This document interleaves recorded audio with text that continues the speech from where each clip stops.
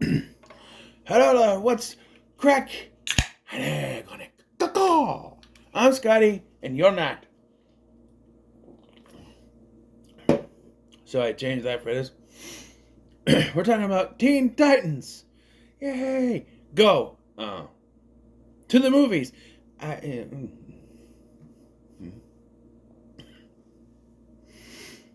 Yes, Teen Titans go to the movies. And I will tell you what I said when I saw they were making this, and I would. And no, when I first heard about this, I went, seriously?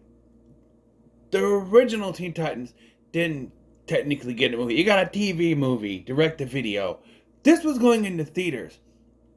And what got me was that they are putting a vastly inferior version of the Teen Titans.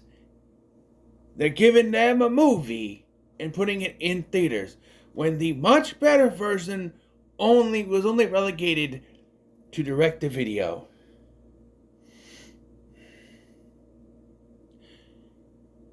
And what irks me is this movie sets up a sequel that was released direct to video. Yeah. So if you watch this and you saw the setup for the sequel and you went, oh, that could be cool, and you're just like, yeah, we're just going to throw it on video at the end of the year next year. Really? Why? Because this didn't make it much money? I'm assuming a lot of kids went to see this. I don't know. So I was a big fan of the original Teen Titans show. It was around my teenage years, you know. The problem I have with Teen Titans Go is that it's too... It was... So... I don't really watch Cartoon Network anymore. You know, I'm an adult. You know, I used to, perfect years ago. I think the last thing, maybe like something on Adult Swim I'll put on or something. I don't know if they have like a Robot Chicken or something on. You know, I think the last time I tuned in to watch something legitimately was when they were airing Dragon Ball Super. And that's when I had my son every other weekend. I still do, but that's when things were very more complicated back then. Very more complicated is what I just said. Were way more complicated back then with how I had my son. For difference between every weekend, but it's hard. It was hard for me to keep a schedule of watching shows. Not so much anymore. But now there's nothing on TV, so all my superhero shows are gone. My Dragon Ball Super, I was basically every other week, and I would catch the newer ones on demand, but I soon fell out with that. I have every episode on the Blu-ray now, so eventually I'll have to go through. I don't know how to do that, but yeah. So Cartoon Network has been a long time. It started to change up, like when I got the CN logo, that was one thing. Things were still okay, and then you started to see a change in their animation that felt like they just didn't care about their animation anymore. And if you want proof, go to Google and look up Thundercats Roar and tell me if they cared about their animation anymore. It was supposed to be a reboot of Thundercats that Cartoon Network was making, and Thundercats fans took one look at that and said, "Fuck no, you ain't doing that," and we never got it because there was so much fan backlash on that. And I'm also on that bandwagon, not just because of the original, but you had a pretty good reboot with stunning animation back in the 2010s that you canceled after one season, and you're going to try to bring it back again with that god-awful animation? No. And that's the problem with the animation, is they make everything way too kiddie. Way too kiddish. Not kitty, kid-y. Way too bubbly, goofy, little kid-ish. When animation used to be very stylistic and chic, like the original Teen Titans or X-Men or something, you know? It's not like, take a look at this. Take this, for instance. Disney brought back X-Men 97. If they made all those characters look bubbly, I'm not a big fan of some of the animation choices. Like, what the hell is Morph? Why is he bald and have no distinct facial features? What? This is what he looks like in the comics. But that's not what he looked like on the show. I'm also not a fan. Yes, I know. I'm a fan that halfway through this, oh look, we brought back all your characters. I haven't seen it, but I know enough spoilers because people in the Facebook group can't shut the fuck up. But I'm not a big fan of, oh look, we brought back all your characters, look just like they do in the comics halfway through. Let's give them completely different costumes to make them look like the older versions of their, like the older versions, like the older created versions, like Cyclops with the full mask. That is not from the show that you love, but we're going to do it anyway for no reason. We're going to give Wolverine the orange and black suit or whatever. And it's like, yeah, he had that in X-Men Evolution too. And that was fine for that show. But that's not the... I don't know. Anyway, talking about this. My biggest problem with Teen Titans Go is that nothing is taken seriously. And that's my biggest problem with this movie as well. That and the continuity errors. Because if you don't know, Teen Titans, the original Teen Titans, was in continuity with the DC AU. Adjacent, I would say. The only reason I say that it is canon is that the Justice League appear on Static Shock without Robin, and when Static asks where he is, Batman says he's with the Teen Titans. They're like, what? You have to wait and watch it on Cartoon Network. Yeah. So I say it's semi-connected. Although they do make several references to this Robin being Dick Grayson and not Tim Drake, who was the Robin at the time. Several things in the original series hinted at, such as a episode where Starfire goes to the future, and she sees what happens to her Titans, and Robin is now Nightwing. And here in this movie, they talk about Robin's backstory and that he was in the circus. So it's clearly Dick Grayson, but that's not what this Static would. Then again, there could be a completely different version of the Titans, Teen Titans, in the DCAU. And also these exist in different parallel, whatever. So the plot of this movie is about movies. So Robin and the Titans find out that they're making movies about literally every superhero and superhero team out there except for them. And and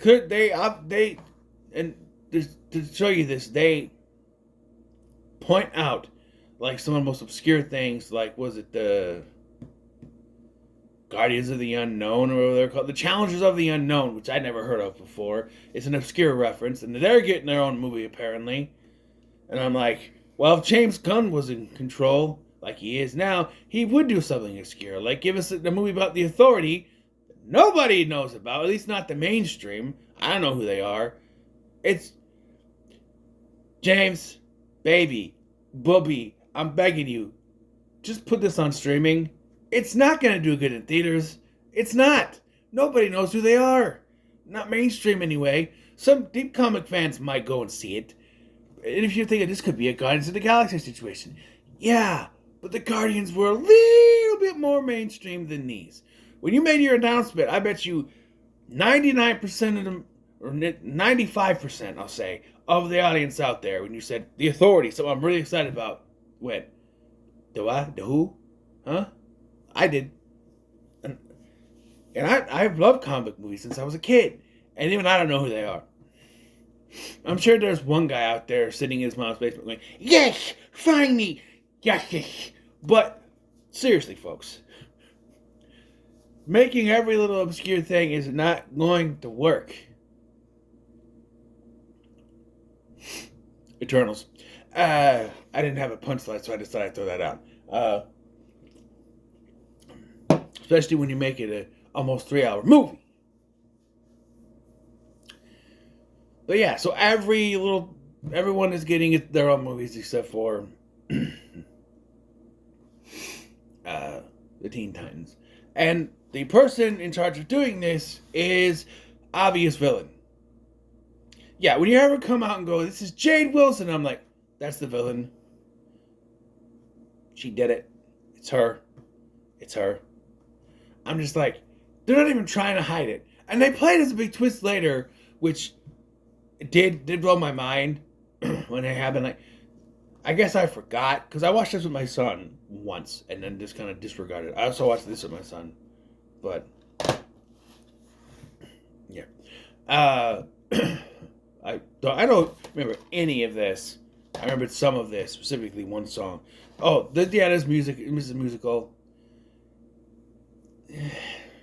This whole opening lays out completely why I do not like this show. It's something I can put on in the background and just have something play, and it's fine.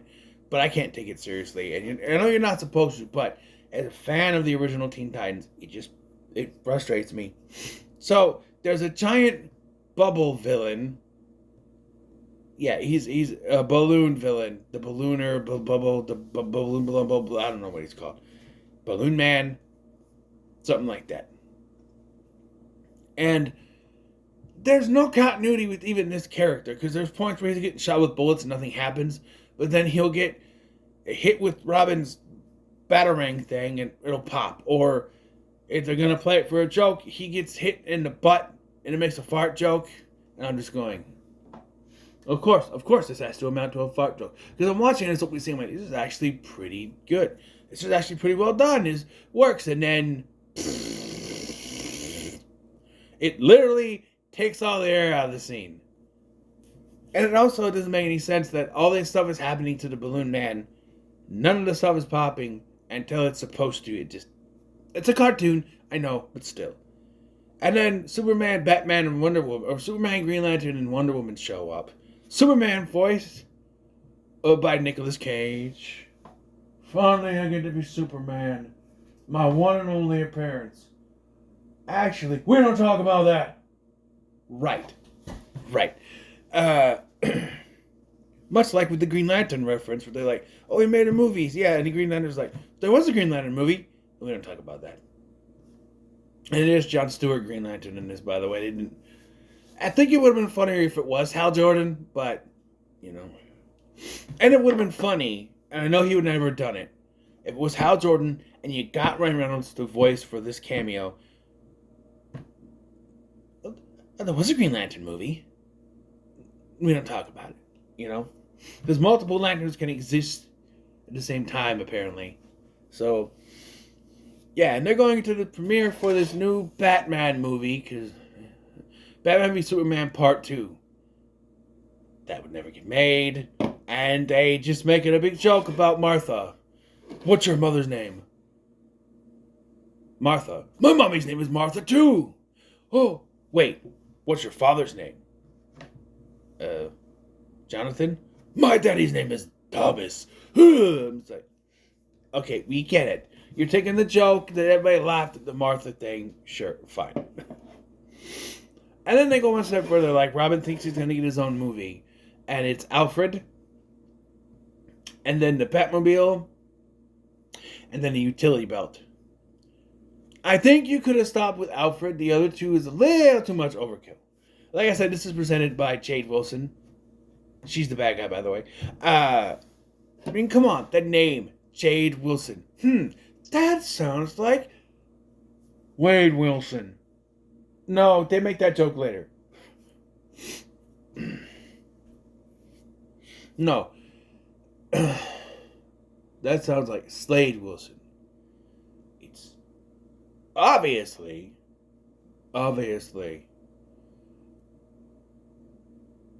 going to be someone connected to Slade Wilson, which, by the way, they don't say Deathstroke. Can't use that in a kid's show, so he's always been known as Slade, because he's their arch nemesis, who doesn't exist, but he should, because there's an episode of Teen Titans Go called Slade Returns, where it is clearly in continuity with the original show. Now, if the end credit scene that they show, the mid-credit scene, whatever, was supposed to imply they're in different universes, fine. But that's not what the actual show implies. The actual show implies that it's the same continuity, they're just goofier now. And they hammer this in, like the whole entire movie's about how they're too goofy and can't be taken seriously. And I'm sitting here going, are you not listening to your own commentary here? All these things are what the fans are telling you about how stupid your show is, but you're just throwing this back as if you're doing some clever commentary, but all you're doing is just making it more obvious that you are not doing anything right with your show. Like all these things you're throwing in about the Teen Titans in this movie, or all the complaints the actual Teen Titans fans had about your show, and you're like, oh, we're just gonna throw those back at them. Look, haha, we're embracing it. No, you're making it more obvious, and more people are gonna be like, yeah, you. People who didn't notice because they, I don't know, for a reason didn't, and like, you know what? They're right. This show is stupid, and then your viewership's gonna go. This came out in 2019. I haven't heard much about Teen Titans Go lately. Have you? No, they used to constantly play it on Cartoon Network all the time. That and Gumball. I said I don't watch it. Anyway. So, Robin sets out to make his own superhero movie. He sings a song about it. And the only good song in this damn movie. Because here's the thing. What I forgot to mention is that when at the beginning they're fighting Blue Man, and it's going pretty good. And then they decide to tell Blue Man who they are. Which is fine, but they decide to break into a song. A full song with each verse explaining who each of the characters are. And then the Justice League just show up and defeat the guy. And they think they defeated him, because that's the joke. Yeah. There's other songs in here that just... There was a... I don't really care for the song, but there's a song where they're like on a road trip or something, and they end up hitting like it's Michael Bolton, but it's like a bear or something that ended up hitting them, and like, oh no, I did laugh at that. It's like an inspirational song to Robin because they won main movie, yeah. But he sings about, it's my movie, my superhero movie. It's all about me, yeah, it's all about me. I want to point out that Scott Menville sang, who does the voice of Robin, sang in the inspirational song, but they have someone else doing the singing voice here. They High School Musicaled him. They Goofy Movied him. Yeah, I don't know. So they say that the one way to get a movie is to get an arch nemesis. I'm like, you already have one. It's Slade. And then they play it off like they're just getting introduced to Slade now. And I'm sitting here watching this. All the superheroes at the movie, and this guy's breaking into this place to get something. And they are there to stop them. And I went, well, now it's obvious that this whole movie thing was a setup for him to rob something. Because all the superheroes are distracted. Except for the Teen Titans, which no one takes seriously.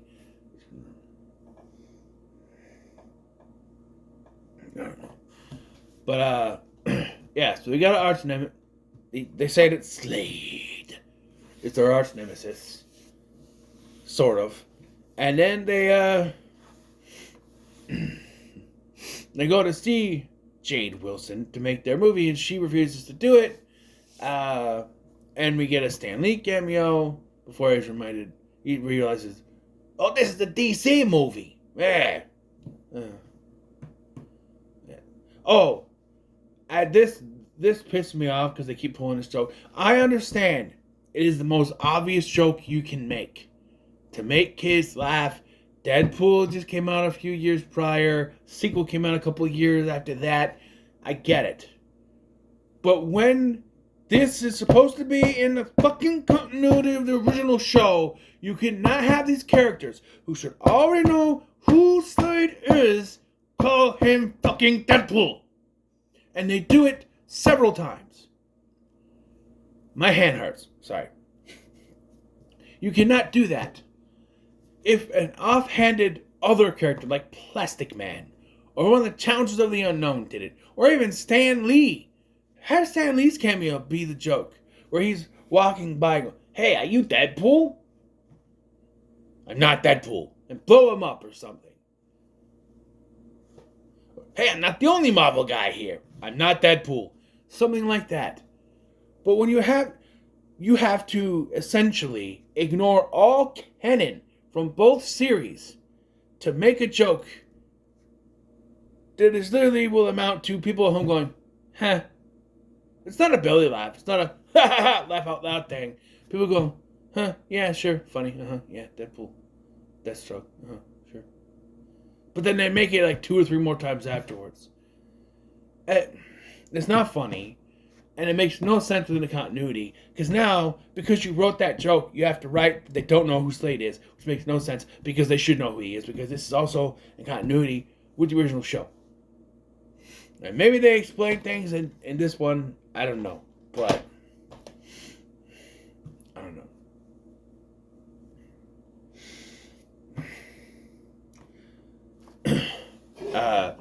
So eventually, after stopping, they eventually have to come back and take care of Slade. They stop him from stealing this jewel, and they put it in their vault. And they celebrate like it's a big thing, and I'm sitting there going, now that means you technically stole it. I'm putting in math, and I'm not very good at math, but I'm sitting here going, no, wait. Carry the 2. No. Because, like, they're like, oh, we took it from him and we put it in our vault and it's nice and safe. Yeah, but you didn't return it to where it belongs, to Star Labs. So that means you still technically stole it. And I know that a lot of superheroes were like, oh, hey, we're going to put it in our vault so it's more protected, stuff like that. Sure. But they're usually working with the members of Star Labs or Mercury Labs or something. This is just, oh, we're going to put it in our vault. And being as Teen Titans are not a respected team, you think something would come of this. But it can't, because we need to have another plot point later. All of a sudden, Jade Wilson wants to make a Teen Titans movie that she quickly manipulates into being a Robin movie. She's a bad guy, by the way. She did it. It's her. Mm-hmm. At this point, she should be wearing a neon sign, and people will be like, I wonder who the bad guy is. It's so obvious. Come on. Even Stevie Wonder's going, man, I can see that from a mile away.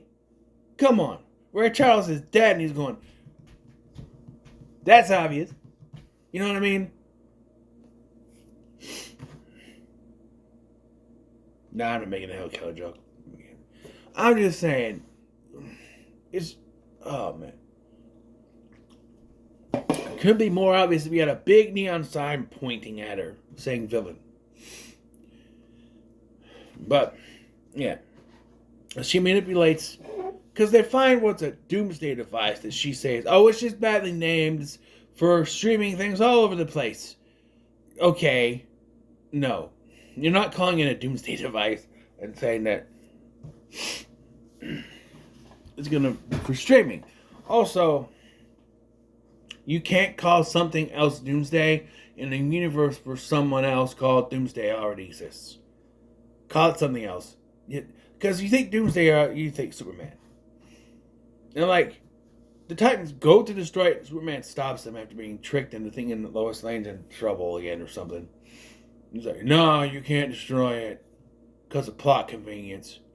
That's literally like, they could have destroyed this and it would have been over. I mean, a better plot would be they destroy it and it's a prop, and then all the Titans get booted off, which they do anyway, and she's going to make a Robin movie, and they bring in the real doomsday device.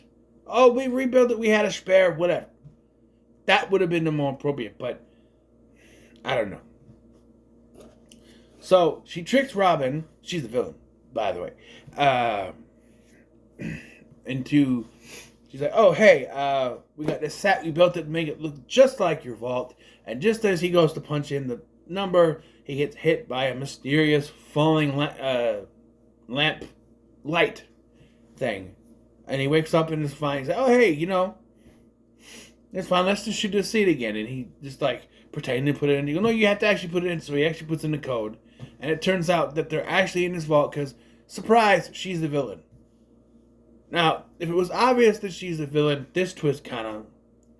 I was waiting for... Because I think Jade Wilson in the comics is Slade's daughter.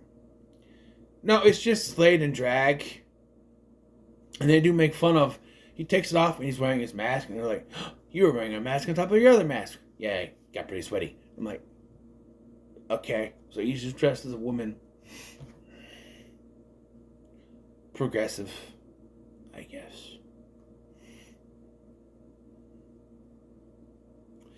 So because he needed his little jewel thing that they took to put in the... I remember now, when we were watching, I was expecting her to be his daughter. I think Jade Wilson is his daughter, but they just didn't. No. They went the safest route and said, no, it's just Slade. Obvious. Jade Wilson. No. And because we're rushed on time now, he's got to do this whole thing where he apologizes to them over the intercom because he destroyed Titan's Tower. Which, by the way, is incorrectly in a place called Jump City. Titan's Tower is in Bloodhaven, by the way, not Jump City. I don't know what the hell Jump City is. Something they made up. It's supposed to be in Bloodhaven, right? Right? I swear. That's where Robin's comics take place. I have a couple of Robin comics in there. Or at least one. It's in Bloodhaven, right? But maybe they don't want to use the name Blood. But it's B-L-U-D, like John Blood from New Legacy Inc. B-U-L-D Haven.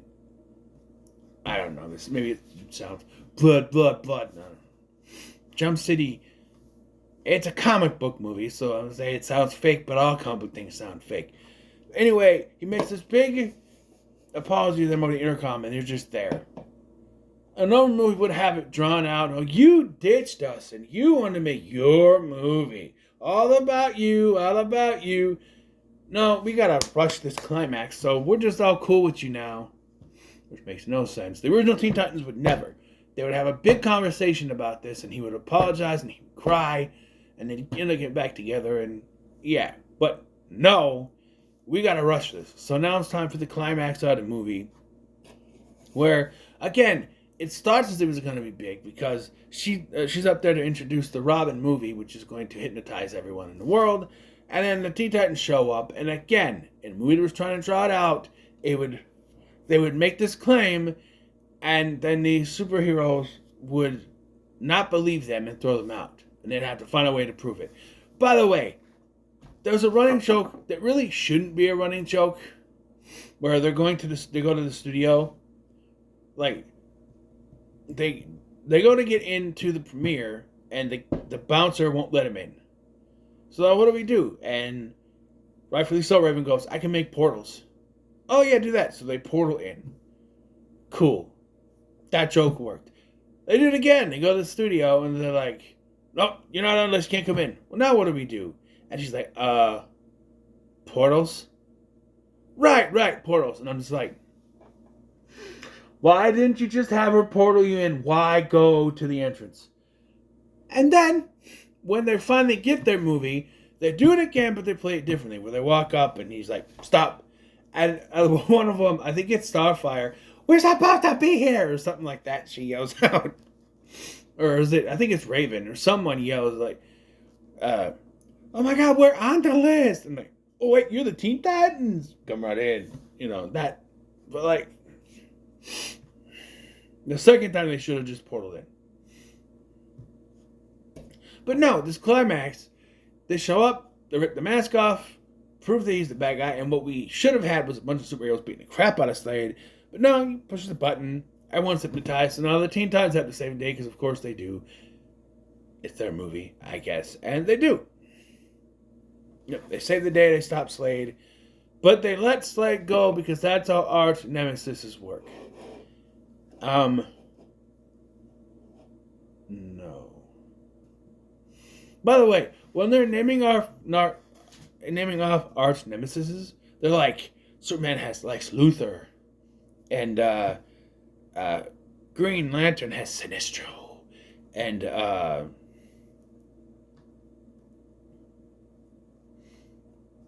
what's the other one? Is that an obscure one? The Flash has Rainbow Raider, and I'm like, okay, first of all, when you think of a Flash arch rival, you're not thinking of Rainbow freaking Raider, all right? You get Professor Zoom or Reverse Flash. Captain Boomerang, Mirror Master, Captain Cold, which was the original answer that I wanted to say in a Hanna-Barbera cartoon. You're not thinking of freaking Rainbow Raider. Talk about obscure. And they don't put out the obvious one. Batman's arch rival is the Joker. And they could have made a joke, too. They could have, Batman's arch rival is the Joker. And you show Jared Leto's Joker. No. Not that one. And they put in the real Joker. They could have made a fourth wall breaking joke if they're making fun of their own shit. Come on. But no, the movie ends. They let Slade go, which, again, doesn't make any sense. Oh, it's an arch rival thing. You got to do it. But at every superhero thing ever, they send them to jail and they just break out later. It's not like they let them go. But they do. Sure. And the movie ends with a... First of all, we get a reprise of the theme song, and they play the theme song in the credits. Then we get a mid-credit scene where it's a transmission from the actual Teen Titans, and they say, we found a way back. Hey, can't wait to see that on a big DVD released a year later, just plop direct to video. Yeah, I don't know.